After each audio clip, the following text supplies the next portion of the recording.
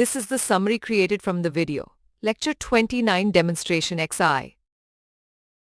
The session begins by covering fundamental multithreading concepts like thread creation, communication states, and synchronization, setting the stage for a hands-on demonstration.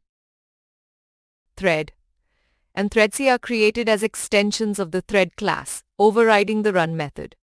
The main method creates and starts these thread objects, executing 4 concurrent threads that print negative, even, and odd numbers respectively in an interleaved order due to random scheduling.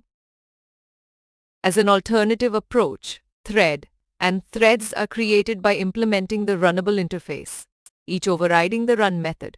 The corresponding thread objects T1, 2, and T3 are started, showcasing concurrent and interleaved execution due to synchronization on a single display. The session explores retrieving unique thread IDs using the getID method, creating and concurrently executing 9 threads in an unpredictable order. It also demonstrates managing thread states using methods like yield, stop, suspend, resume, and sleep. Further exploration of thread control methods includes yield to allow context switching, stop to terminate execution after a specific condition, and sleep to pause execution for a set duration. This is demonstrated through concurrent execution of sorting and searching algorithms using threads. The discussion then shifts to understanding thread priorities, creating 3 threads with varying priorities: highest for T3, lowest for T1, and random for 2. The scheduler executes the threads based on their assigned priorities, showcasing the impact on their execution order. However, thread priorities cannot prevent race conditions, which occur when threads access shared data unsynchronized, leading to unpredictable results. The example illustrates this by concurrently incrementing and decrementing a shared variable, resulting in non-zero outputs despite running the loop 1,000 times.